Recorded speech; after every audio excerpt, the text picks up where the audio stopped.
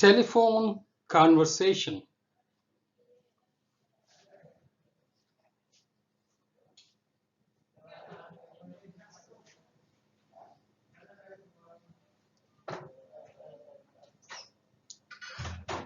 A poem written by Wole Soyinka, the Nigerian poet. This PPT was prepared by Mr. R. Kumaresan, Head of the Department of English, Erode Arts and Science College. To have a better understanding on African literature, this slide plays a video on African literature. Let us watch and have a better understanding on what is African literature. Basically, African literature can be considered as literary works of African continent. African literature consists of body of work in different languages and various genres ranging from oral literature to literature written in colonial languages like French, Portuguese, and English. Oral literature including stories, dramas, riddles, histories, myths, songs, proverbs, and other expressions, is frequently employed to educate and entertain the children. Thank you.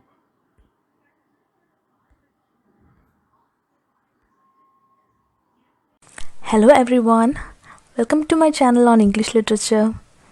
This is a video on African literature which includes its history, literary forms, famous works, etc. So let's go through the slides. African literature. There are 54 nations which make up Africa. Each of these separate countries have their own history, culture, tribes and tradition. There are some common features shared by literature which comes from the continent as a whole. African literature was built upon the history of slavery, oppression, violation and humiliation.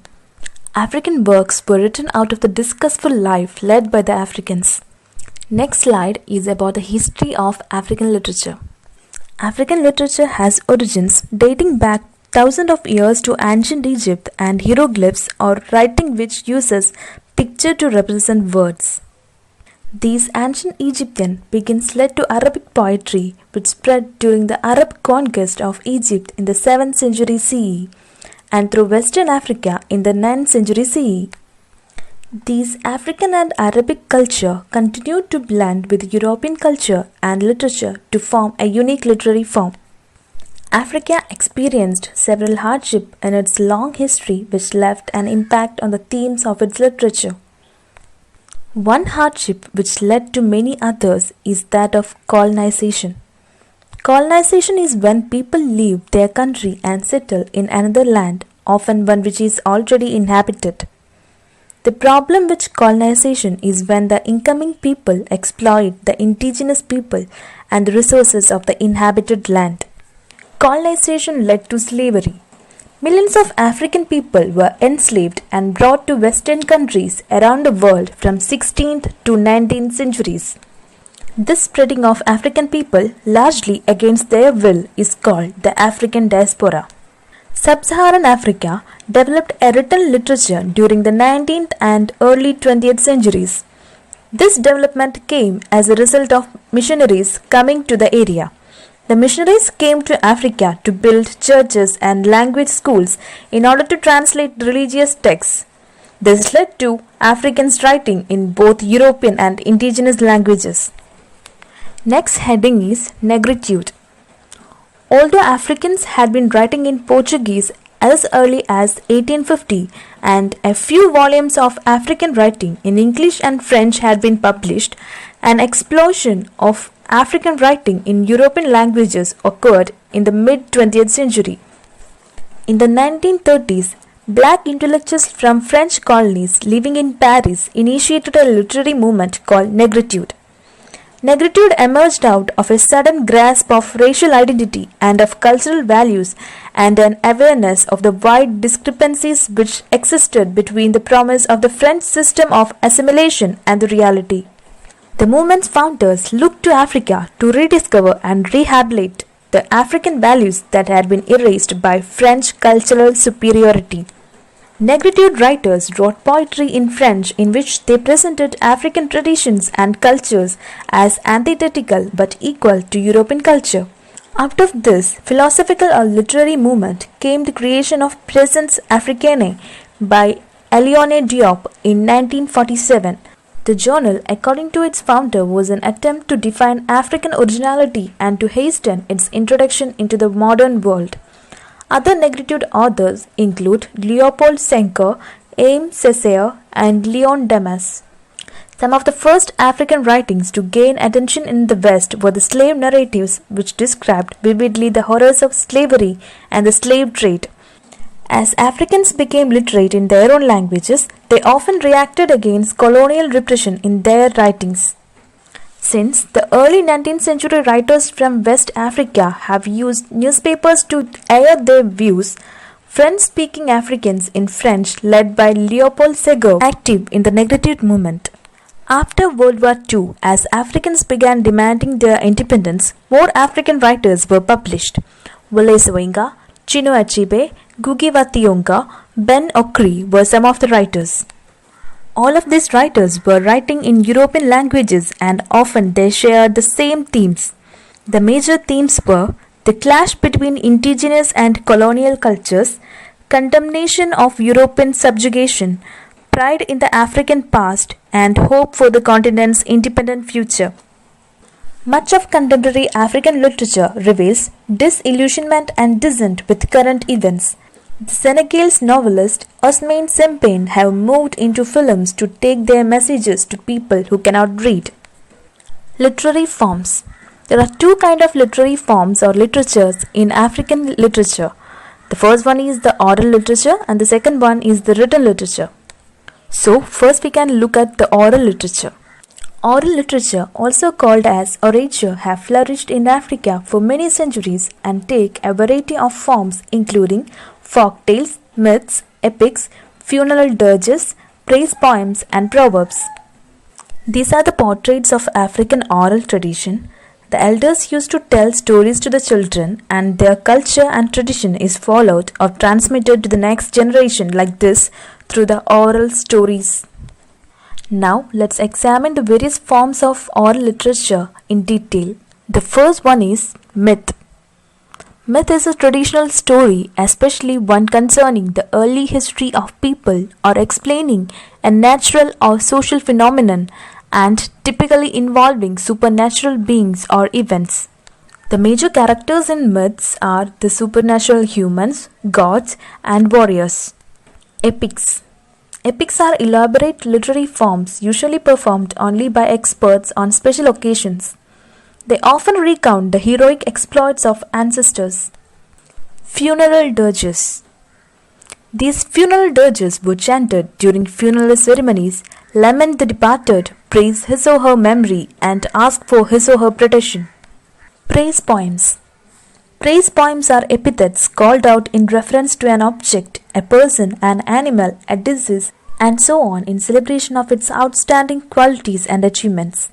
Praise poems have a variety of applications and functions. Professional groups often create poems exclusive to them. Prominent chiefs might appoint a professional performer to compile their praise poems and perform them on special occasions. Professional performers of praise poems might also travel from place to place and perform for families or individuals for a small fees. The last category is proverbs. Proverbs are short, witty, or ironic statements metaphorical in its formulation which aim to communicate a response to a particular situation, to offer advice, or to be persuasive. The proverb is often employed as a rhetorical device presenting its speaker as the holder of cultural knowledge or authority. Written literature. Written literature includes novels, plays, poems, hymns, and tales. Over 50% of Africa's population is illiterate, and hence many Africans cannot access written literature. Scholars have identified three waves of literacy in Africa. The first occurred in Ethiopia, where written works have been discovered that appeared before the earliest literatures in the Celtic and Germanic languages of Western Europe. The second wave of literacy moved across Africa with the spread of Islam. Soon after the emergence of Islam in the 7th century, its believers established themselves in North Africa through a series of holy wars. In the 11th and 12th centuries, Islam was carried into the kingdom of Ghana. The religion continued to move eastward through the 19th century. The encounter with Europe through trade relationships, missionary activities, and colonialism propelled the third wave of literacy in Africa. In the 19th and 20th centuries, literary activity in the British colonies was conducted almost entirely in vernacular languages. Missionaries found it more useful to translate the Bible into local languages than to teach English to large numbers of Africans. This resulted in the production of hymns, morality tales, and other literatures in African languages concerned with propagating Christian values and morals. The first of these Christian-inspired African writings emerged in South Africa. The written literatures, novels, plays, and poems in the 1950s and 60s have been described as literatures of testimony. The African authors who produced literatures in European languages have been described as literatures of revolt. These texts move away from the project of recuperating and reconstructing an African past and focus on responding and revolting against colonialism and corruption. These literatures are more concerned with the present realities of African life and often represent the past negatively. Famous literary works. I had included a list of famous poems and novels in African literature. The famous poems are Paris in the Snow, Totem, Letters to Martha, Train Journey, Telephone Conversation, Africa, Song of Lavino, etc. There are a lot of famous poems in African literature, and here I'm just mentioned some of them. Famous African novels: The Houseboy, Things Fall Apart, Heart of Darkness, Arrow of God, A Grain of Wheat, Antles of Savannah, and The Joys of Motherhood. Some of the famous African writers are Chinua Achebe, Nadine Gordimer, Bessie Head, Buchi Emecheta, Nuruddin Farah, Nelson Mandela, Dennis Brutus, and Alice Walker. Of course, there are many other writers too, but I am not including all of their names here because it is just a brief intro. Themes of African literary works.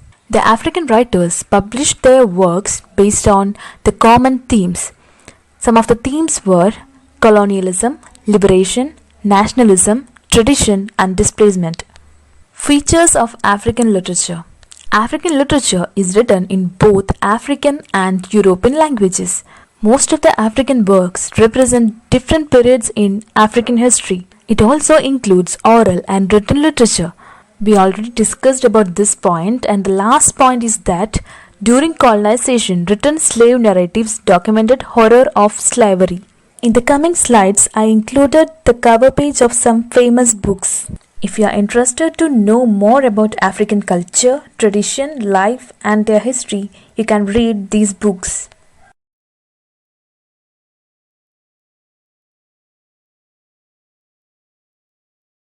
To have a better understanding in African literature, students must know what is racism and what is color discrimination. In this regard, I have given a picture that depicts Robert Mugabe, the Zimbabwean president, and his speech on speech on color discrimination. It was a most powerful speech ever delivered by an African black man. Students can understand the actual feeling of the black people. So I have given a picture that depicts his speech, both in English, and the English has been translated into our mother tongue, Tamil, by giving a bilingual uh, classroom description. Students may have a better understanding on color discrimination. So in this video, in this page, we can see the uh, picture and understand the actual feeling of a black man.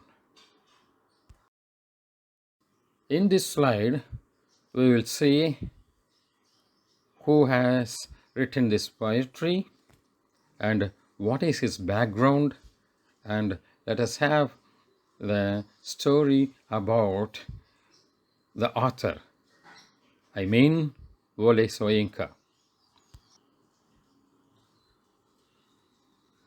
Wole Soyinka was born on 1934.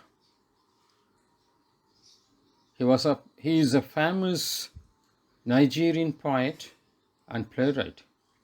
He was educated at a government college in Ibadan, Nigeria, and later at Leeds University, England, where he took a degree in English. He taught in London schools and also worked in Royal Court Theatre. He returned to Nigeria, his own country, when he was about 25. He has been one of the leading figures in Nigerian theatre, writing a number of successful plays and also leading a theatrical company. He is the first African to receive Nobel Prize for Literature. Actually, he received the Nobel Prize for Literature on 1986. His writings are known for their humor and satire. This slide shows you a video on the personal interview of Wole Soyinka about racism and on the poem Telephone Conversation.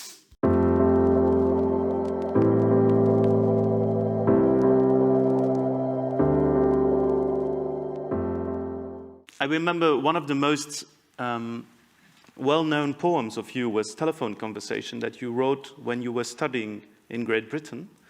And in your memoirs, your last ones, you write how people would not come and sit next to you on a bus because you were black. In that poem, you recall how a landlady was refusing an apartment because the one who was calling was black, and there's a very funny but also very painful conversation. Some call the migrant the new black of today.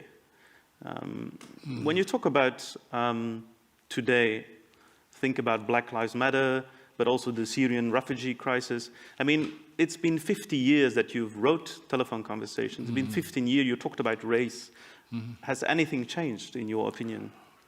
You know, in addition, in one of the early anthologies, it's not usually cited, I actually wrote a poem, actually had a poem published about the same time as the telephone conversation.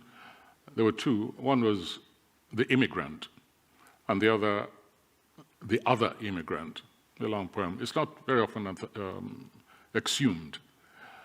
And I was very conscious of racism, of course, both subjectively and as an objective fact. I mean, we were living at the time as a student. This was the height of apartheid, and we knew that the basis of apartheid was racism, nothing else, otherness taken to the extreme. And the issue of feeling, the experience of feeling different for the first time in one's life, when I went to when I went to England as a student, was something quite monumental inside, on the inside.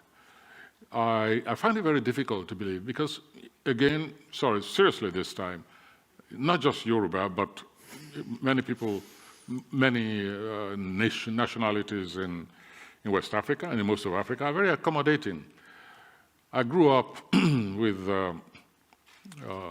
white colonials, the colonial masters, with Lebanese traders, Greek traders, with Italians own construction companies, at least were their buildings. So I never felt that they were, I didn't feel their otherness strongly enough. I recognized what they were, and occasionally we had clashes, incidents of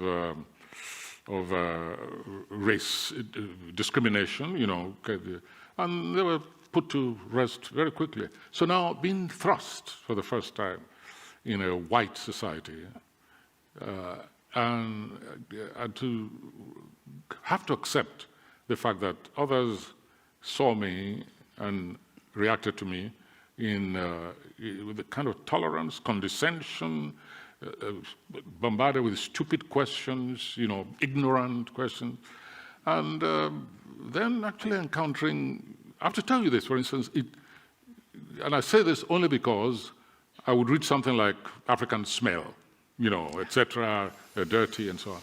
And I find it, at least the British, they stank.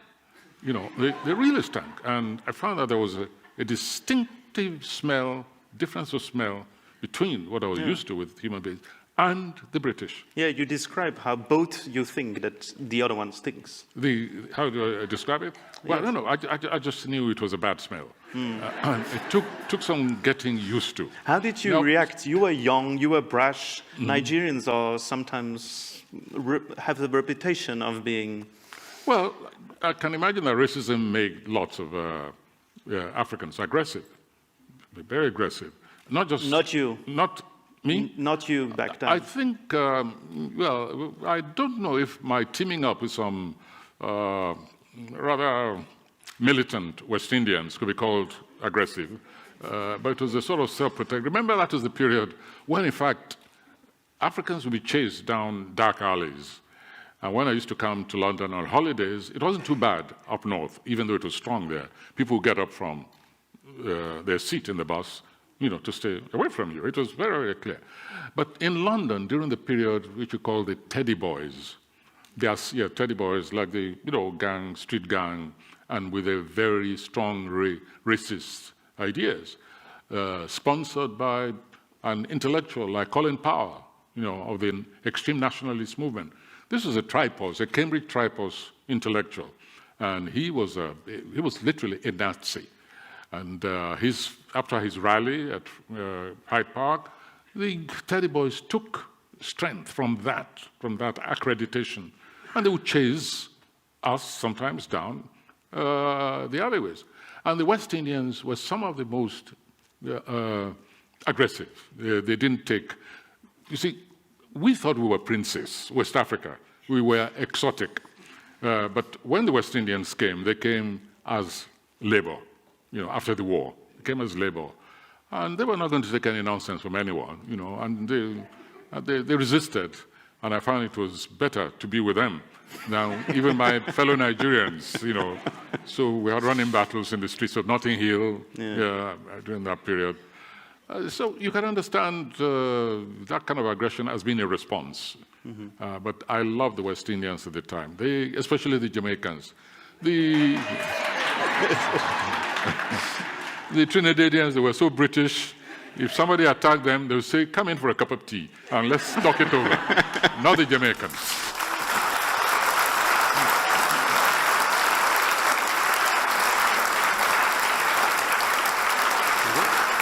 Thank you very much.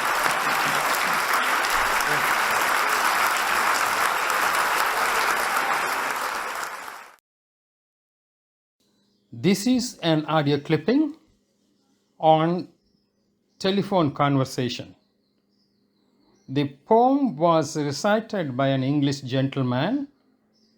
Students may like his voice, and the students may try to imitate the voice. They might try to speak like a native speaker without their mother tongue's influence.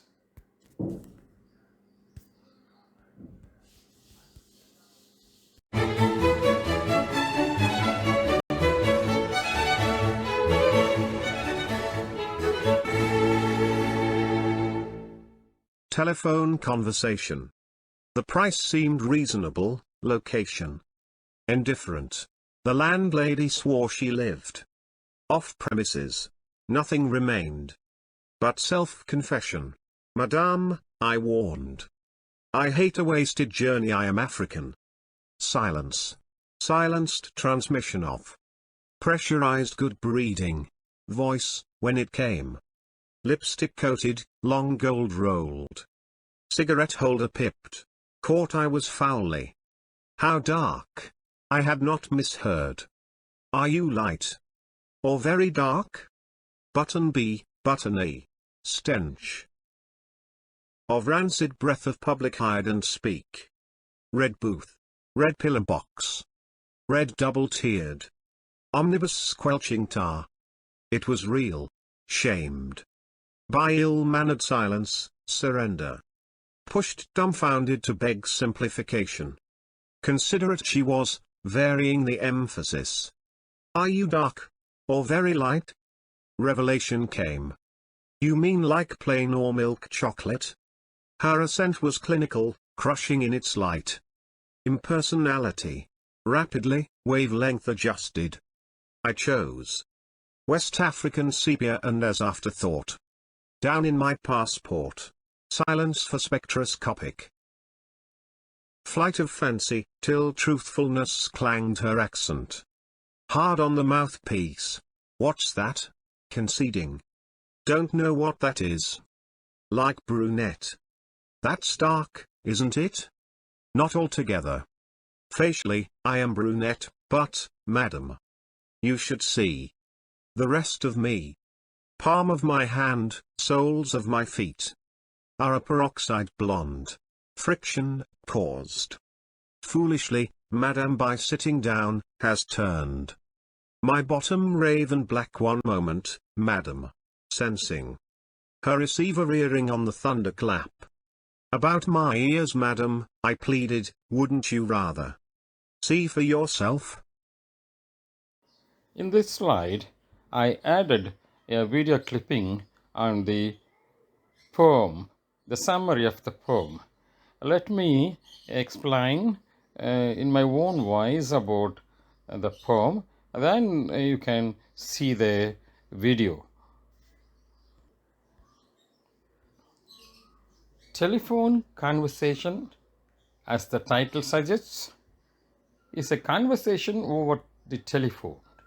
It is between a black man seeking a room for rent and a white landlady, who had advertised such an offer. Over the conversation, the hypocritical nature of the landlady as a racist is brought to light. An African man is looking for a room to rent, and he finds an advertisement in a newspaper. The advertisement says that there is no problem with the race, white or black. As the man had bitter experiences with such advertisements earlier, he makes a telephone call to the landlady from a public telephone booth. He tells the lady that he is a black man and asks if it is acceptable. The lady hesitates for a while. She wants to know if he is completely black or half black. When the man says that he is not completely black because his palms and souls are white. The lady goes silent and hangs the phone even though the man pleads to her, at least meet him in person to see for herself if he is totally black. The poem shows how racial discrimination prevails hidden in the hearts of individuals. Even though there are laws against discrimination in the country, they become ineffective if individuals do not change their mindset. The landlady shows double standards. Publicly, she shows that she is not a racist, but privately, she shows her true attitude. The poem also captures the frustration of the black man. He is angered by double standards of such individuals like the landlady. First, he is angry over lady's questions about his exact shade of color. Then he becomes enraged and sees red all over. But at the end of the telephone conversation, he is found pleading with the landlady to consider him.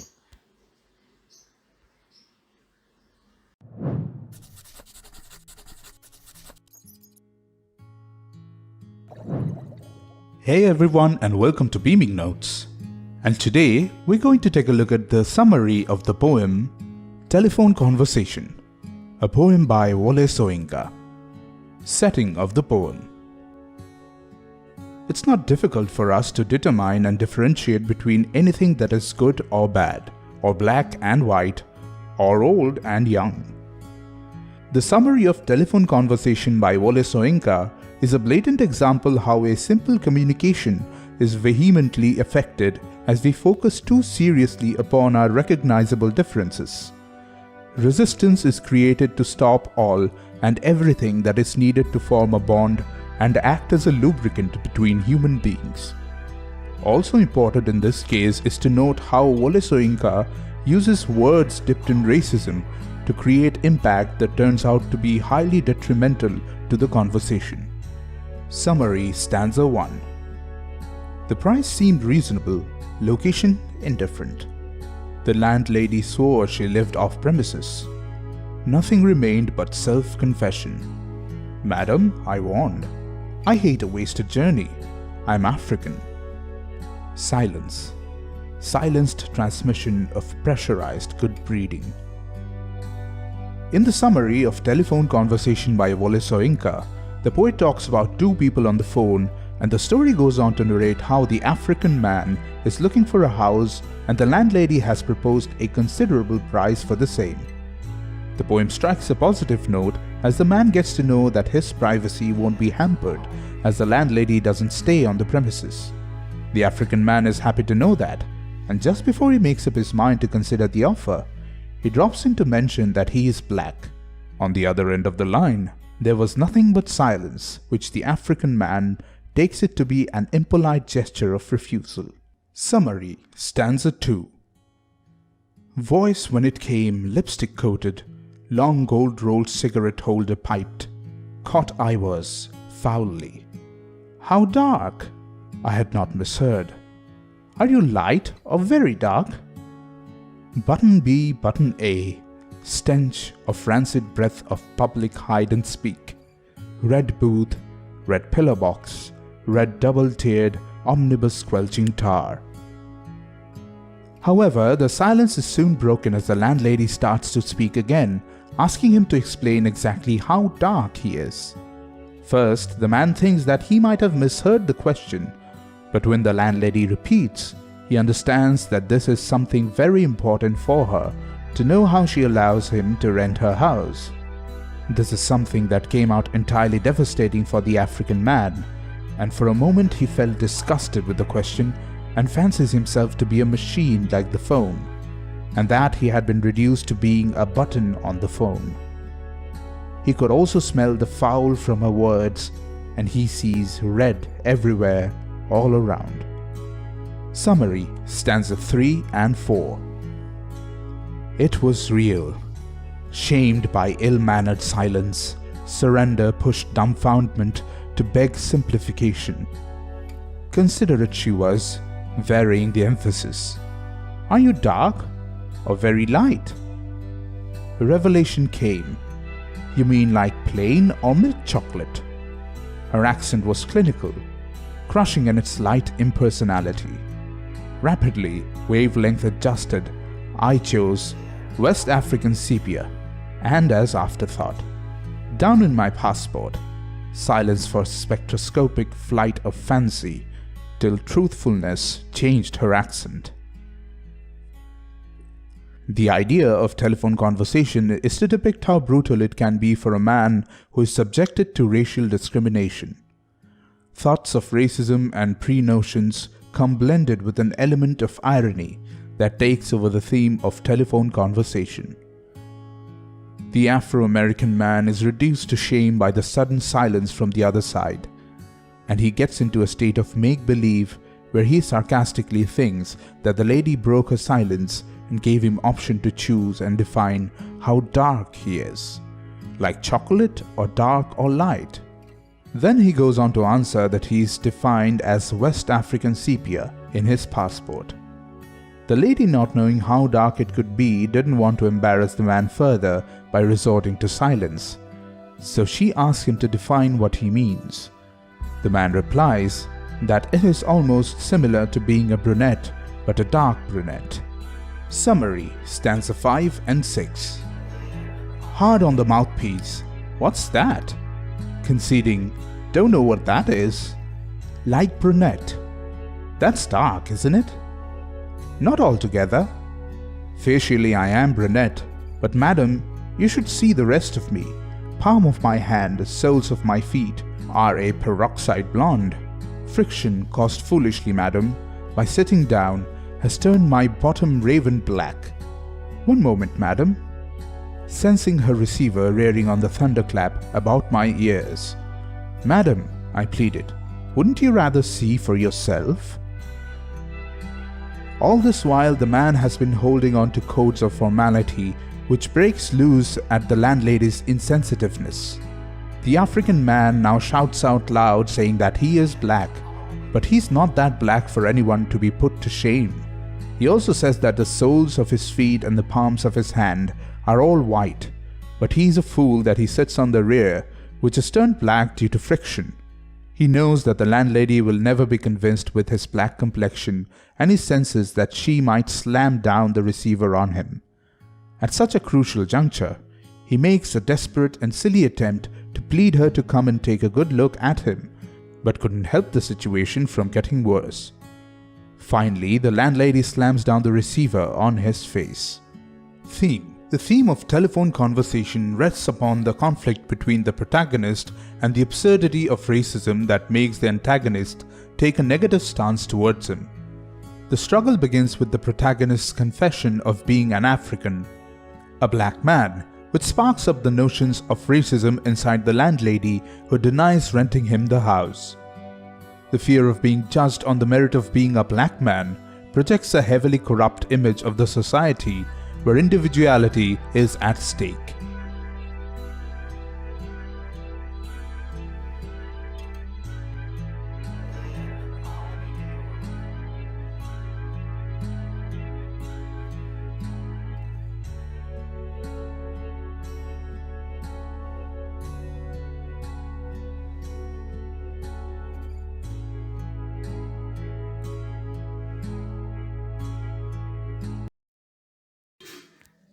In this slide, I have given multiple choice questions. It runs about 17 questions.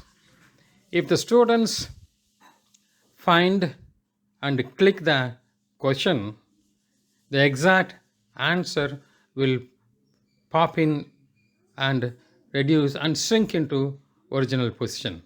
See?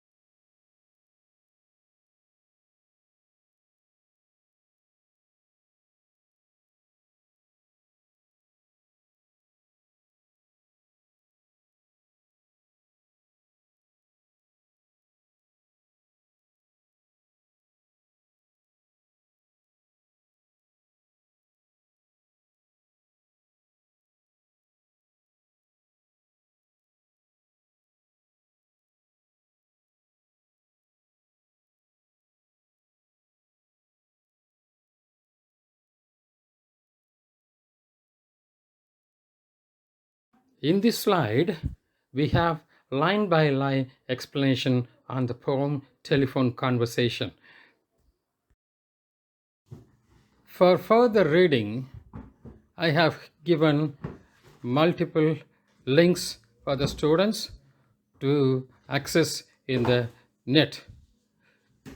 They might have a better understanding on this poetry, the African literature, black literature, the standards of black people.